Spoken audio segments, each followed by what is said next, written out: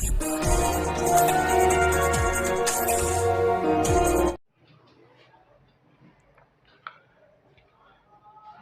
Student, जय हिंद। चलिए आज स्टार्ट करते हुए क्लास 10th का वही टॉपिक रिस्पिरेशन चल रहा था। तो ये लाइफ प्रोसेस का एक टॉपिक है। तो अब चूंकि इसमें हर एक पार्ट के बारे में सही से पढ़ना जरूरी होता है, तो हम स्टार्ट कर रहे हैं कौन सा टॉपिक इस समय? श्वसन तंत्र, रिस्पिरेटरी सिस्टम। अब ये हम सांस कैसे लेते हैं, कैसे छोड़ते हैं, या कोई भी छोटा मोटा जो जीव होता है वो कैसे सांस लेता है, कैसे छोड़ता है, उसके बारे में हम थोड़ा सा अध्ययन करने जा रहे हैं। ठीक है, चलिए। अब सांस लेने और सांस छोड़ने की प्रक्रिया ही तो हमारा क्या है, यही श्वसन तंत्र है। अब क्योंकि श्वसन तंत्र की बारे में बात है तो जाहिर सी बात है श्वसन तंत्र में कौन कौन से अंग सम्मिलित है, कौन कौन सा अंगों क्या कार्य है, उनके बारे में हम लोग पढ़ाई करेंगे। उसमें ऑक्सीजन का बहुत बड़ा रोल होता है, जानते ही आप, तो उसे बोलते हैं ऑक्सीकरण, ऑक्सीडेशन होता है इंग्लिश में। तो ऑक्सीकरण, जब हम सांस लेते हैं तो ऑक्सीजन गया, बाकी गैसें भी गई, और फिर बाहर छोड़ा तो क्या हो जाएगा, वो कार्बन डाइऑक्साइड। तो ऑक्सीजन कहिए तो इसे क्या बोला गया, ऑक्सीकरण बोला गया। ठीक है, आगे देखिए। अब जब हम सांस लेते हैं तो हमें दो चीज प्राप्त होता है। एक तो हमें एनर्जी प्राप्त होगा, दूसरा क्या, हीट प्राप्त होता है। मतलब क्या, एनर्जी में ऊर्जा और उष्मा दोनों ही ऑक्सीजन के दौरान प्राप्त होते हैं। हम अंदर खाना मतलब खाना खाए हैं और जो ऑक्सीजन लिया तो अंदर जाकर वो हमारे फूड को, ग्लूकोज को ब्रेक डाउन करता है, इससे हमको एनर्जी मिलती है। और हमारी बॉडी में क्या होता है, हीट भी उत्पन्न रहता है। अब हम ऑक्सीजन लेते हैं तो हमारा क्या होता है, ब्लड इधर से उधर मूव करता है, तो इससे भी हमारे बॉडी क्या हीट बनी रहती है। जैसे बोला गया है कि मानव का बॉडी टेम्परेचर कितना होता है, तो मानव का बॉडी टेम्परेचर जो होता है बेटा, वो 98.6 ये होता है। वो बच्चे इसे भी नहीं पता होगा, तो अगर ना पता हो तो पढ़ लीजिए, छोटा मोटा टॉपिक है। अब देखिए यहाँ पर श्वसन तंत्र एक अपचायी क्रिया है। अपचायी मतलब कैटाबोलिज्म। हमने बताया नहीं था अभी कि जब हम ऑक्सीजन लेते हैं तो ग्लूकोज को तोड़ देता है, ग्लूकोज तोड़ता है, तो तोड़ने की क्रिया क्या बोलते हैं, कैटाबोलिक। कैटाबोलिक क्या होता है, तोड़ने की क्रिया को बोलते हैं। और अगर मान कोई चीज जोड़ रहा है, सपोज कोई और चीज है जोड़ रहा है, तो एनाबोलिक बोलते हैं। तो फिलहाल यहाँ पर ऑक्सीजन की बात हो रही है, तो क्या हुआ, कैटाबोलिक बोलेंगे, मैंने अपचायी क्रिया होती है। ये हुआ ऑक्सीजन के बारे में या श्वसन तंत्र के बारे थोड़ा सा। अब देखिए उसके अंगों के बारे में पढ़ाई कर रहे हैं हम। तो अंग क्या है, श्वसन अंग, सांस लेते हैं, श्वसन अंग। तो क्या हुआ पर, रिस्पिरेटरी ऑर्गन बोलेंगे हम। तो देखिए यहाँ पर अंग से क्या हुआ, स्तनधारी। अब कौन कौन से जीवों में कैसा कैसा सांस लेने की प्रक्रिया होती है उसके बारे में बता रहे हैं कि स्तनधारी में फेफड़े से सांस लिया जाता है। मतलब जो जीव दूध पिलाते हैं, मानव हुआ या कोई कहते बंदर हुआ, कोई भी चीज ऐसे हुआ, या डॉगी हुआ, तो ये सब क्या करते हैं, अगर दूध पिला रहे हैं तो उन्हें बोलते हैं स्तनधारी बोलते हैं। तो इनका ये सांस किससे लेते हैं, फेफड़े से लेते हैं।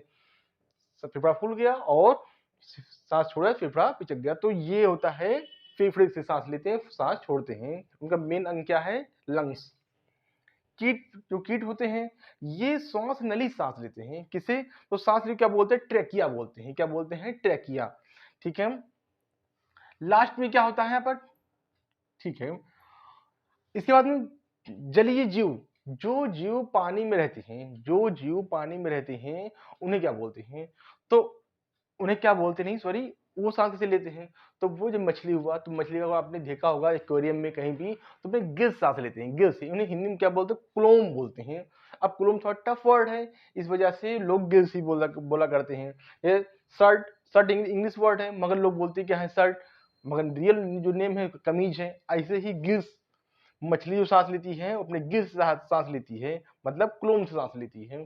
ठीक है, अब आगे देखिए उसके बारे में, थोड़ा जल्दी जल्दी पढ़ा रहे हैं कि जल्दी कवर हो जाए चैप्टर।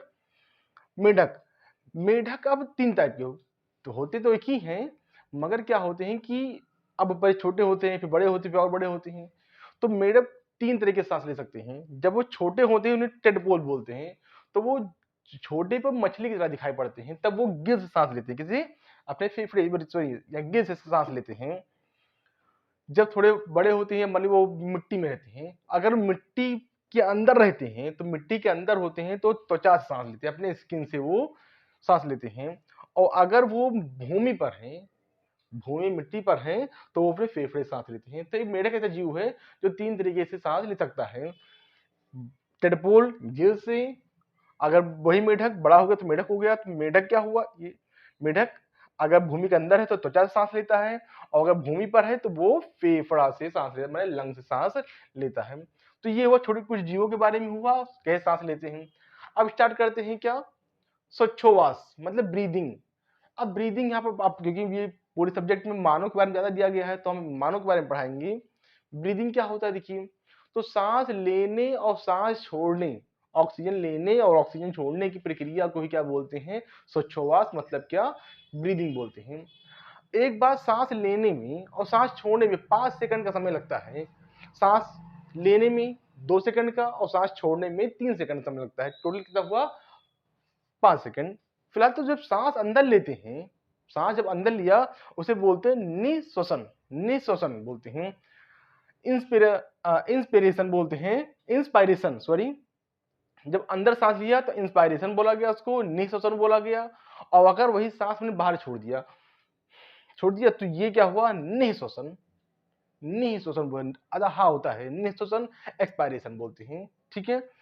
अब देखिए जब हम सांस लेते हैं तो जाहिर सी बात है कि हमारे वायुमंडल में बहुत ढेर सारी गैसें हैं, तो उसमें नाइट्रोजन की मात्रा सबसे अधिक है। नाइट्रोजन 78 होता है, ऑक्सीजन जो होता है 21% होता है, कार्बन डाइऑक्साइड 0.3% होता है, 0.03 होता है। तो जब हम मान लीजिए सांस लिया तो सांस और कार्बन डाइऑक्साइड, नाइट्रोजन गया हमारे नाक के अंदर 78% गया, तो वो जो सांस छोड़ने पर 78% पूरा बाहर आ गया, क्योंकि उसका यूज हमारे बॉडी में नहीं हो पाता है। मान लिया ऑक्सीजन गया तो हमारे वायुमंडल में 21% ऑक्सीजन है, तो हमने 20% ऑक्सीजन लिया तो उससे ऑक्सीजन को जाकर अंदर वर्क भी तो करता है, ब्रेक डाउन किया खून को, ब्लड को, क्या बोलते हैं, फूड को, क्या किया, ब्रेक डाउन किया, एनर्जी मिला उससे, तो उसमें 4% का काम हो गया। तो क्या हुआ, ऑक्सीजन 21% में से 17% ही बाहर आ पाता है, ठीक है। अब कार्बन डाइऑक्साइड देखिए, अब 4% यहाँ पर अंदर चला गया, 4% किसी और काम में लग गया। अब यहाँ पर कार्बन डाइऑक्साइड जो हमारे वायुमंडल में होता है 0.03%, एग्जाम में ये भी आता है, तो 0.03% कार्बन डाइऑक्साइड होता है। निकला कितना यहाँ पर, 4 पहले ही था ये, तो 4.6%, मुख्यतः बोलते हैं 4%, तो 4.6% यहाँ पर ऑक्सीजन हमारा बाहर आया, तो वही ऑक्सीजन बाहर आया मतलब क्या, कार्बन डाइऑक्साइड बाहर आया है, ठीक है। तो ये पूरा श्वसन तंत्र का ही हुआ, ये देख लीजिए आप लोग, फिर इसके आगे टॉपिक कल पढ़ाएंगे आपको।